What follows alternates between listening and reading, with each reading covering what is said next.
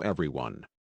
In today's episode of Elena, I will tell you a true story that happened to a girl named Elena in the town of Ravenwood. This is a mysterious and chilling tale that will send shivers down your spine. Elena was a young girl living with her family in the city. Her life was peaceful until one day when her uncle called her, his voice full of concern. "Grandma is very weak. Can you come visit her? She misses you a lot." The grandmother he mentioned was not Elena's biological grandmother but rather her uncle's mother-in-law, an elderly woman who had lived for nearly 100 years. Though they were not blood-related, Elena had visited her uncle's house often since childhood and had a deep bond with the old woman. Hearing this, Elena asked her parents for permission and traveled to Ravenwood to visit her. When she arrived, as he saw the elderly woman lying in bed, frail and weak, her eyes dull. But when she saw Elena, she suddenly smiled warmly. "I knew you would come." Elena stayed for a few days to take care of her, talking, playing chess, and helping her move around. Strangely, the old woman seemed to regain some strength whenever Elena was there. But the moment Elena returned to the city, her condition would worsen again. This cycle repeated several times. Every time the old woman grew weak, Elena's uncle would call her, and she would return to stay by her side. It was as if there was an inexplicable connection between them.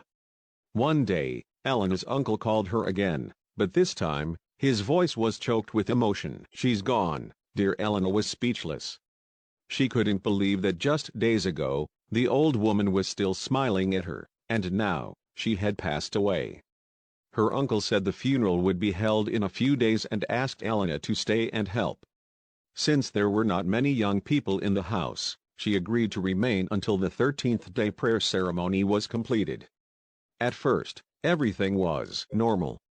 The family handled the funeral, relatives came to pay their respects, and everyone felt at peace knowing she had lived a long and full life. However, on the 10th night after her passing, strange things began to happen. That night, there were many guests in the house, so the elderly stayed downstairs while Elena slept on the first floor with her cousin, Mark. A few other young people stayed up late chatting on the rooftop.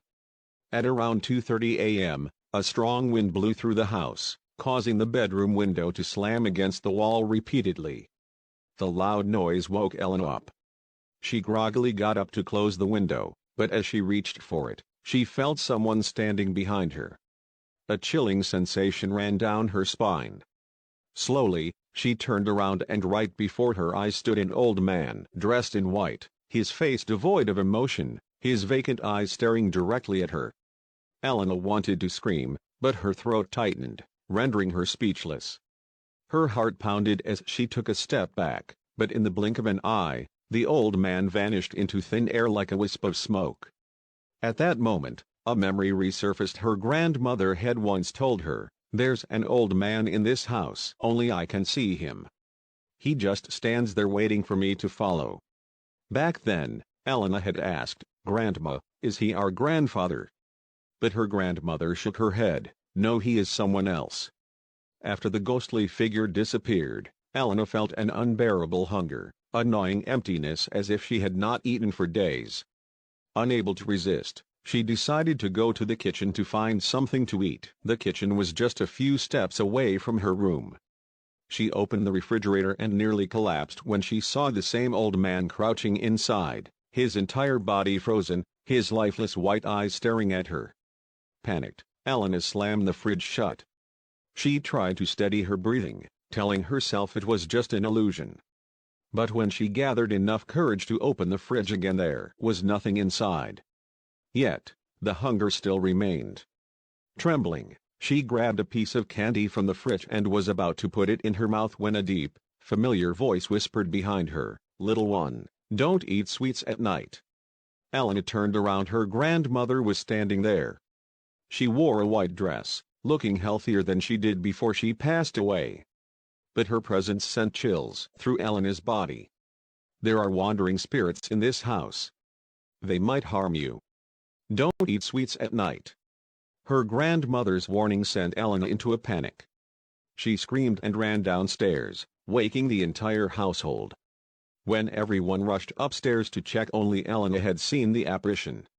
After this event, the elders in the family said that Elena was lucky to have been protected by her grandmother. They spoke of an old belief: if you eat sweets at night, spirits can enter your body through your dreams. The family decided to invite a priest from the local church to perform a cleansing ritual for the house. The priest arrived, carrying holy water and a crucifix. He walked through the house, reciting prayers and sprinkling holy water in every room. When he reached Elena's room, he paused, closed his eyes, and whispered a Latin prayer. Suddenly, the air in the room became heavy, as if an invisible force was being pushed away. After the ceremony, all paranormal occurrences stopped. From then on, whenever Elena visited her uncle's house, she no longer felt the presence of wandering spirits. She looked up at the sky and whispered, "Thank you, Grandma, thanks to you." The truth was revealed, and this house was freed. From that day forward, no one in the family ever encountered anything strange